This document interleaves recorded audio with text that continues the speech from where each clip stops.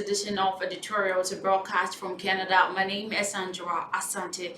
Today we are drawing concerns on Tigrayan forces announcing withdrawal from Amhara and Afar regions to open the door to humanitarian aid. So don't go anywhere, back after the break.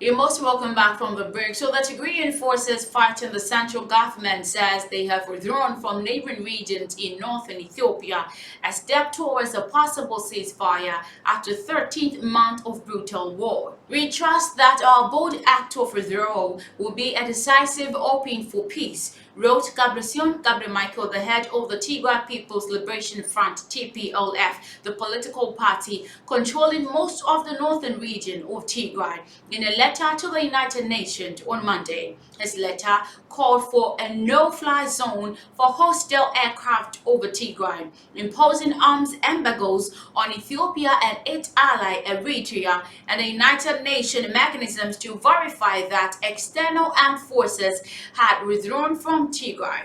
The conflict erupted in November 2020 between the federal government and the TPLF, which dominated Ethiopian politics for nearly 30 years before Prime Minister Abiy Ahmed came to power in 2018.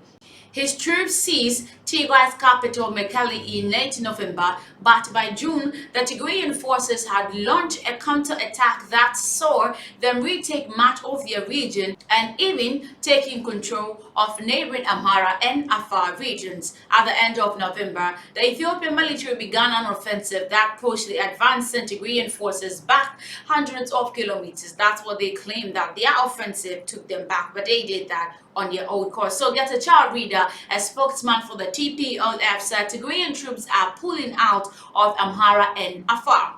We decided to withdraw from these areas to Tigray. We want to open the door to humanitarian aid, Getachew said. We are not interested in taking over the province of Afar.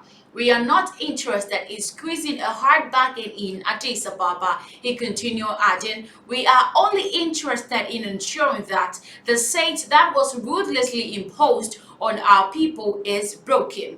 The decision to retreat to Tigray was made a few weeks ago, Getachew said, later tweeting, we have just completed a withdrawal of our forces from both #Amhara and #Afar regions. But Abiy's spokeswoman Belanie Soyom said the announcement was a cover-up for military setbacks. The TPLF has sustained great losses over the past weeks and hence are claiming strategic victory to make up for defeat, she told the AFP news agency. But we know that is untrue because the TPLF are very thoughtful of their people. These are the still pockets in the Amhara region in which they remain, as well as other fronts they are attempting to open the conflict, she stated. But the war in Africa's second most populous nation has destabilized an already fragile region, sending tens of thousands of refugees into Sudan, pulling Ethiopian soldiers out of war-ravaged Somalia, and using the army from the neighboring nations of Eritrea. Tens of thousands of people have been killed, about 400,000 are facing famine-like conditions in Tigray, and 9.4 million people need food aid across northern Ethiopia as a result of the conflict. Gabriel, the head of TPLF, said he hoped the Tigrayan withdrawal from Afar and Amhara will force the international community to ensure that food aid could enter Tigray.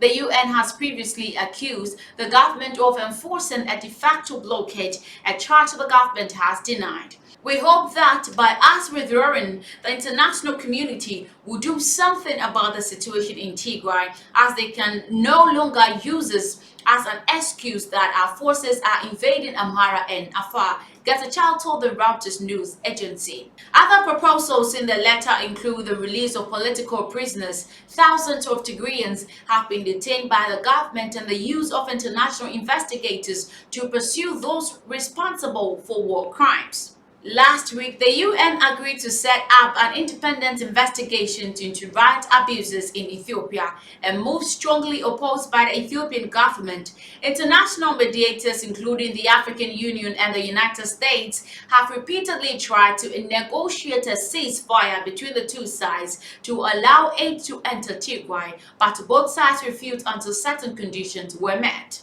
The U.S. said on Monday that it hopes the Tigrayan retreat to their northern stronghold opens the door to border diplomacy. If we do see a movement of the Tigrayan forces back into Tigray, there is something we would welcome, the State Department spokesperson Ned Price said. It is something we call for, and we hope it opens the door to border diplomacy. The international community has been making enormous pressure on them to withdraw so that the Ethiopian government can be convinced in delivering aid because of Ethiopian government conditioned the delivery of aid on the Tigray forces withdrawing from Afar and Amhara regions, although they have to go there to pursue the enemies that will otherwise invade Tigray, he said. Given the possibilities of another invasion, Tigrayan says Tigrayan forces were unlikely to disarm despite their retreat to Tigray. They know that disarming will mean that the Ethiopian and Eritrean government will invade Tigray the next day and visit the kind of devastation they had when the Ethiopian and Eritrean forces were in Tigray last year. So I don't think disarming is on the cards for the Tigrayan forces, because if they do that, there will be a dereliction of duties to protect the Tigrayan against forces that have made it clear they will invade if there is an opportunity to do so. This is very thoughtful of the TPLF making up this move, and it's quite amazing on their part. This is where I end today's editorials. Thank you so much for watching. My name is Sandra Asante. You should have a great day.